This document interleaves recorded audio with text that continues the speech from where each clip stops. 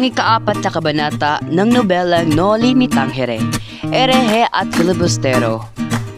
Halagahang pangkatauhan, ang katarungan ay makakamit kung ang hangarin ay makapaglingkod ng matapat.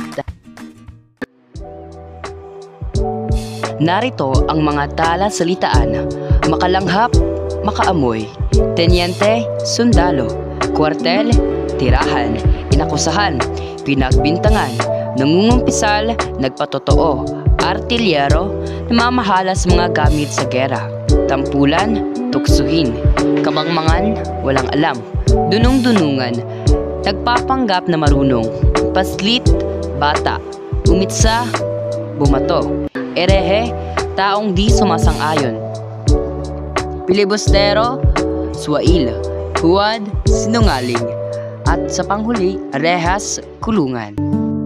Si Ibarra ay naglalakad ng mabagal na hindi batid ang patutunguhan. Natagpuan niya ang mga kalesa na tinatahak ang liwasan ng Binondok. Pinagmasdan niya ang paligid ngunit napunan niya na walang pagbabagong naganap. Si Crisostomo ay namalikmata sa kanyang nakita sa Manila na tila isang panaginip ang pamamalagi niya sa Europa sa loob ng 7 taon. Pareho pa rin ang mga kalye at mga bahay na puti at asul, gayon din ang mga marurusing na pader. Ang lumang orasan sa kampanaryo ng simbahan at ang mga tindahan ng insek na natatabingan ng mga nanlilimahid na rehas. Naalala pa niya ang isang bakal na binaluktot niya noon na hanggang gayon ay wala pa rin nakakaisip na ituwid. Nagdaan sa kalye sa Kristya si Crisostomo at natanaw niya ang mga sorbetero. Ang mga tindahan ng insek ay naiilawan ng huwebe.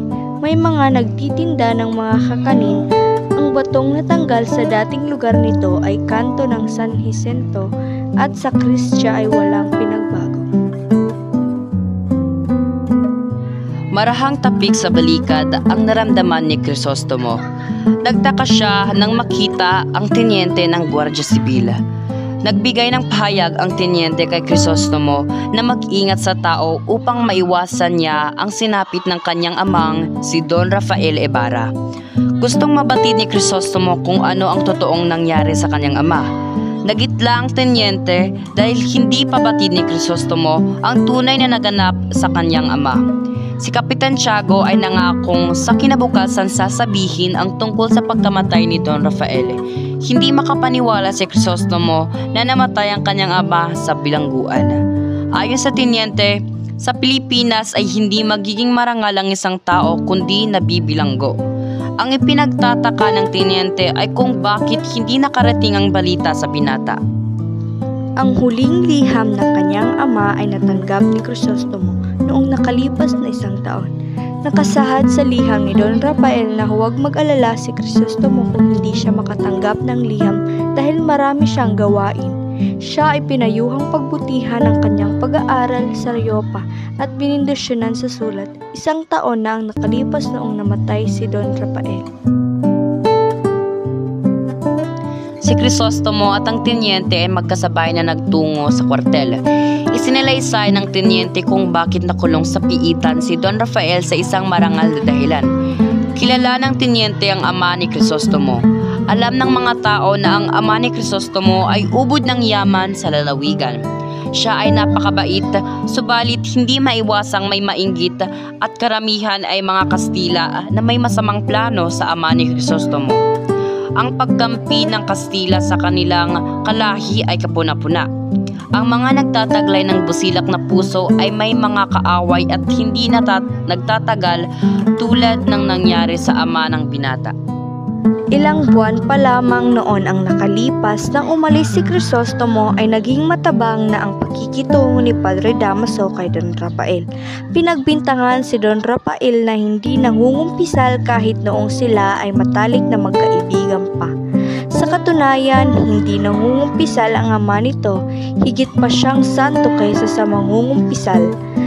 Ang malalang ginawa ni Padre Damaso sa ama ng binata ay pinasasaringan ito kapag siya ay nagbibigay ng misa. May isang Kastilang itinuturing na mangmang at may masamang ugali. Pinaalis siya sa trabaho bilang artilyero ng hukbo, kaya pumasok na kolektor ng buwis. Dahil hindi nakapag-aral, binibiro siya ng mga tao dahil hindi marunong bumasa at napakasagwa ng sulat kamay. Inaalipusta muna siya ng mga Indio bago magbayad ng buwis. Bilang ganti, minumura niya at iniismiran ang mga sinisingil niya. Si Don Rafael ay kanyang nakasagutan. Isang araw, isang batang lalaki ang tumawag sa iba pa niyang kalaro sapagkat napunan niyang pabaligtad ang binabasang papeles ng tagapaningil ng buwis. Nagalit ang tagapaningil ng buwis.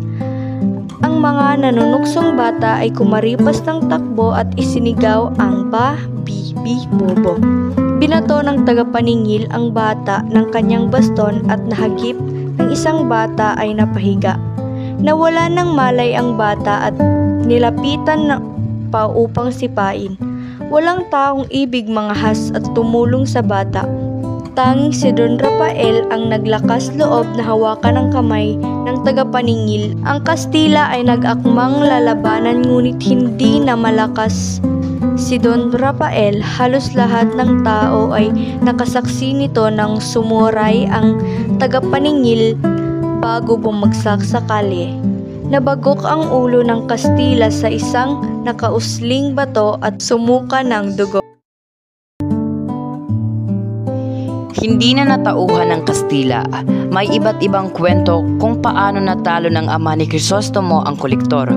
Hinuli at ibinilanggo si Don Rafael. Naglabasan ang kanyang mga lihim na kaaway.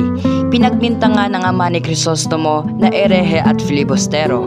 Ang pagiging erehe ay grabing kaso, gayon din ang pagiging filibustero, sapagkat malala ito kaysa pumatay ng 3 kolektor ng buwis. Pinagbintangan siyang nagbabasa ng mga babasahin na may pamagat ni El Correo de Ultramar at mga dyaryong nagmula sa Madrid. Nagtatago ng larawan at mga sulat ng isang Pilipinong pari na binitay dahil sa pagkakadawit sa pag-aalsa, maging ang pagsusuot nito ng barong Tagalog ay minsama.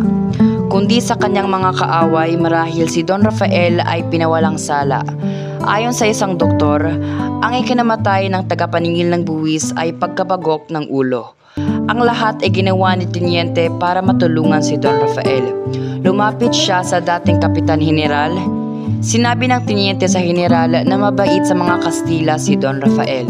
Bukas ang kanyang tahanan sa lahat ng tao, mahirap man o mayaman. Siya ay may dugong Kastila. Ipinagtabuyan ng General at tinawag na baliw ang Teniente. Ang Teniente ay humingi ng tulong sa isang abogadong Pilipino pero tinanggihan siya dahil sa takot na makulong sa piitan. Ang Teniente ay pinayuhang lumapit sa isang abogadong Kastila na marami ng ipinanalong kaso sa hukuman. Humina ang pangangatawan ni Don Rafael sa nihinang mga taong hindi niya akalaing ididiin siya at dahil sa damdaming hindi niya nakayanan. Dinapuan siya ng sakit hanggang sa mamatay. Malapit na sanang mapalay si Don Rafael kaya lang namatay na ito. Inabot pang buhay ng Teniente si Don Rafael bago nalagutan ng hininga. Ang matandang Teniente at si Crisostomo ay nakarating na ng kwartel. Mahigpit na kinamayan ni Ibarra ang Teniente, tumalikod na ang binata at nagpaalam sa Teniente. Tinawag ng binata ang isang karwahe upang umuwi na sa kanyang paroroonan.